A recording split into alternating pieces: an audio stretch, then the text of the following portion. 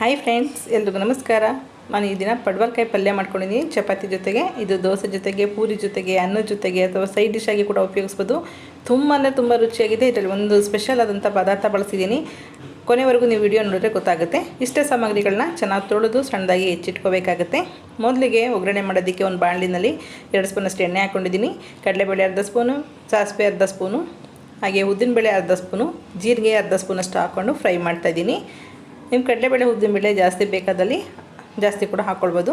ಅರ್ಧ ಗೆಡ್ಡೆಯಷ್ಟು ಬೆಳ್ಳುಳ್ಳಿನ ಅಥವಾ 5-6 ಇಲ್ಕು ಬೆಳ್ಳುಳ್ಳಿನ ಚೆನ್ನಾಗಿ ಸಣ್ಣದಾಗಿ ಜಜ್ಜಿ ಹಾಕ್ಕೊಳ್ತಾ ಇದ್ದೀನಿ. ಹಾಗೆ ಹಸಿಮೆಣ್ಸಿನ್ಕಾಯಿ, ಕರಿಬೇವಿನ ಸೊಪ್ಪು, ಹಾಗೆ ಒಣಮೆಣ್ಸಿನ್ಕಾಯಿ. ನಾನು ಒಣಮೆಣ್ಸಿನ್ಕಾಯಿ 2, ಹಸಿಮೆಣ್ಸಿನ್ಕಾಯಿ 2 ಹಾಕ್ಕೊಳ್ತಿದ್ದೀನಿ. ನಿಮ್ಮ ಖಾರಕ್ಕೆ ಎಷ್ಟು ಬೇಕೋ ನೋಡಿಕೊಂಡು ನೀವು ಹಾಕ್ಕೊಳ್ಬೋದು. ಅದನ್ನು ಕೂಡ ಎಣ್ಣೆಯಲ್ಲಿ ಕರಿಬೇವಿನ ಸೊಪ್ಪು ಜೊತೆಗೆ ಫ್ರೈ ಮಾಡ್ಕೊಳ್ತೀನಿ. ಲೋ ಫ್ಲೇಮ್ನಲ್ಲಿ ಇಟ್ಕೊಂಡೆ ಫ್ರೈ ಮಾಡಿ. ನಿಮಗೆ ಫ್ಲೇವರ್ ಚೆನ್ನಾಗಿ ಬಿಡುತ್ತೆ, ಎಲ್ಲೂ ನಾವು ಸೀದೋಗೋದಿಲ್ಲ. ಹಾಗೆ ಮೀಡಿಯಮ್ ಸೈಜು 2 ಗೆಡ್ಡೆ ಈರುಳ್ಳಿನ ಸಣ್ಣದಾಗಿ ಕಟ್ ಮಾಡಿ ಹಾಕ್ಕೊಂಡಿದ್ದೀನಿ. ಈರುಳ್ಳಿ ಕೂಡ ಚೆನ್ನಾಗಿ ಫ್ರೈ ಆಗಬೇಕು, ಆದರೆ ತುಂಬ ಕಲರ್ ಚೇಂಜ್ ಆಗಬಾರ್ದು. 1 ನಿಮಿಷದಷ್ಟು ಫ್ರೈ ಆದರೆ ಸಾಕು ಮೀಡಿಯಮ್ ಫ್ಲೇಮ್ನಲ್ಲಿ. ನಂತರ ತೊಳೆದು ಮೇಲೆಲ್ಲ ಸಿಪ್ಪೆ ಸ್ವಲ್ಪ ಸ್ಪೂನ್ ಹಿಂಭಾಗದಿಂದ ತೆಗೆದು ಸಣ್ಣದಾಗಿ ಹೆಚ್ಚಿ ತೊಳೆದು ಇಟ್ಟಿರೋಂಥ ಪಡವಲಕಾಯಿ ಇದನ್ನು ಹಾಕ್ಕೊಂಡು ಸಣ್ಣದಾಗಿ ಲೋ ಫ್ಲೇಮ್ನಲ್ಲಿ ಫ್ರೈ ಮಾಡ್ಕೋಬೇಕಾಗುತ್ತೆ. ಇದು ನೀರು ಬಿಟ್ಕೊಳ್ಳುತ್ತೆ. ಎಣ್ಣೆಯಲ್ಲಿ 1-2 ನಿಮಿಷ ಬಾಡಿಸಿದ ನಂತರ ನೀವು ಉಪ್ಪು ಹಾಕ್ಕೊಳ್ಳಿ. ಮೊದಲೇ ಉಪ್ಪು ಹಾಕ್ಬಿಡಿ, ತುಂಬ ನೀರು ಬಿಟ್ಕೊಂಡ್ರೆ ಟೇಸ್ಟ್ ಚೆನ್ನಾಗಿರಲ್ಲ.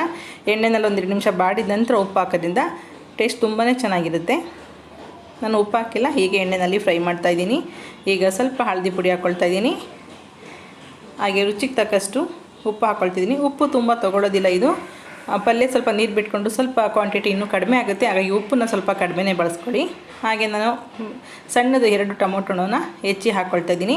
ನಮಗಿಲ್ಲಿ ನೀರು ಬಳಸ್ತಿಲ್ಲ ನಾನು. ನೀವು ಟೊಮೊಟೊನ ಹಾಕ್ಕೊಳ್ಳಲ್ಲ ಅಥವಾ ಡ್ರೈ ಅನಿಸಿದ್ರೆ ಪಡವಲಕಾಯಿ ನೀರು ಬಿಟ್ಕೊಳ್ಳಿಲ್ಲ ಅಂತ ಅನಿಸಿದ್ರೆ 1-2 ಸ್ಪೂನಷ್ಟು ನೀರನ್ನ ಸ್ಪೂನಲ್ಲೇ ಚಿಮ್ಕಿಸ್ಕೋಬೇಕಾಗುತ್ತೆ. ನೀವು ತುಂಬ ಲೋಟಾಗಟ್ಟಲೆ ಉಯ್ದುಬಿಟ್ರೆ ಅದು ಚೆನ್ನಾಗಾಗಲ್ಲ. ಯಾಕೆ ನಾನು ಯಾವುದೇ ಮಸಾಲೆ ಪದಾರ್ಥಗಳನ್ನ ಬಳಸ್ತಾ ಇಲ್ಲ, ಪೌಡರ್ಗಳು ಯಾವುದೂ. ಹಾಗಾಗಿ ನಾವು ಇಷ್ಟೇ ಪಲ್ಯ ಹಾಕಿರೋದ್ರಿಂದ ನೀರು ಬಿಟ್ಕೊಂಡ್ರೆ ಚೆನ್ನಾಗಿರಲ್ಲ ಟೇಸ್ಟು. ಟೊಮೊಟೊ ಕೂಡ ಸಾಫ್ಟ್ ಆಗೋಷ್ಟು 1-2 ನಿಮಿಷ ಬಾಡಿಸ್ಕೋಬೇಕಾಗುತ್ತೆ.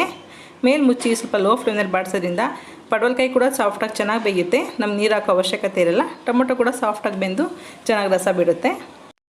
ಉಪ್ಪು ಅರಿಶಿನ ಎಲ್ಲ ಮಿಕ್ಸ್ ಮಾಡಿದ್ದೀವಲ್ಲ, ಈಗ ಒಂದು ಸ್ವಲ್ಪ ಮುಚ್ಚಿಟ್ಟು 1-2 ನಿಮಿಷ ಬಿಟ್ಟರೆ ಸಾಕು. ನಾವಿಲ್ಲಿ ನೀರು ಹಾಕ್ತಾ ಇರೋದ್ರಿಂದ ಸಾಫ್ಟಾಗಿ ಬೆಂದಷ್ಟು ರುಚಿ ಜಾಸ್ತಿ.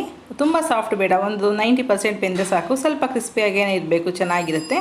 ನೋಡಿ, ಪಡವಲಕಾಯಿ ಸಾಫ್ಟಾಗಿ ಬೆಂದಿದೆ. ಅಂದರೆ ತುಂಬ ಸಾಫ್ಟ್ ಅಂತ ಅಲ್ಲ, ಕರೆಕ್ಟಾಗಿ ಪಲ್ಯಗೆ ಹೇಗೆ ಬೇಕಾಗುತ್ತೆ ಉದುರು ಪಲ್ಯಗೆ ಅಷ್ಟು ಬೆಂದಿದೆ.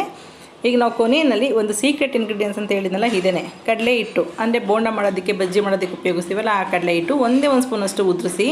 ನಿಮಗೆ ಅದು ಪಡವಲಕಾಯಿ ತುಂಬ ನೀರು ಬಿಟ್ಕೊಂಡಿದೆ ಅಂತ ಅಂದ್ರೂ ಇದು ಬೈಂಡಿಂಗ್ ಏಜೆಂಟಾಗಿ ಕೆಲಸ ಮಾಡುತ್ತೆ. ಇಲ್ಲ ಹಾಗೆ ಇದೆ ಅಂತ ಅಂದರೂ ಕೂಡ ಸ್ವಲ್ಪ ಹೊತ್ತು ಬಿಟ್ಕೊಂಡ್ಮೇಲೆ ನೀರು ಬಿಡುತ್ತೆ. ಆ ಪಲ್ಯಗಳಿಗೆ ಸಬ್ಜಿ ಮಾಡ್ತಾರಿಂದ ಯಾವುದೇ ರೀತಿ ಪೌಡರ್ಗಳು ಬಳಸ್ತಾ ಇರೋದ್ರಿಂದ ಈ ಕಡಲೆ ಹಿಟ್ಟು ತುಂಬ ಚೆನ್ನಾಗಿ ಬೈಂಡಿಂಗ್ ಆಗಿರುತ್ತೆ. ಟೇಸ್ಟ್ ಮಾತ್ರ ತುಂಬ ಅದ್ಭುತವಾಗಿರುತ್ತೆ. ನೀವೇ ಒಂದು ಸಲ ನೋಡ್ತೀರಾ, 1 ಸ್ಪೂನ್ ಕಡಲೆ ಹಿಟ್ಟು ಇಷ್ಟೊಂದು ರುಚಿ ಬದಲಾಗಿಸುತ್ತಾ ಅಂತ. ಅಷ್ಟು ಚೆನ್ನಾಗಿರುತ್ತೆ. ಕಡಲೆ ಹಿಟ್ಟು ಸ್ವಲ್ಪ ಹಸಿ ವಾಸನೆ ಹೋಗಬೇಕು. ಜೊತೆಗೆ ನಾನು ಕೊತ್ತಂಬರಿ ಸೊಪ್ಪು ಹಾಕ್ಕೊಂಡಿದ್ದೀನಿ. ಹಾಕ್ಕೊಂಡು 2 ಮಿಕ್ಸ್ ಮಾಡಿ 1-2-3 ನಿಮಿಷದಷ್ಟು ಲೋ ಫ್ಲೇಮ್ನಲ್ಲಿ ಇದನ್ನು ಫ್ರೈ ಆಗೋದಕ್ಕೆ ಬಿಡಬೇಕಾಗುತ್ತೆ.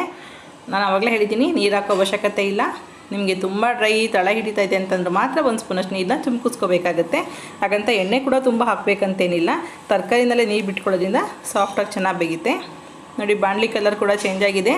ನೀರು ಹಾಕಿಲ್ಲ. ಲೋ ಫ್ಲೇಮ್ನಲ್ಲಿ 2-3 ನಿಮಿಷದಷ್ಟು ಕಡಲೆ ಹಿಟ್ಟು ಹಾಕಿದ ನಂತರ ಮುಚ್ಚಿಟ್ಟು ಬೇಯಿಸ್ಕೊಂಡಿದ್ದೀನಿ.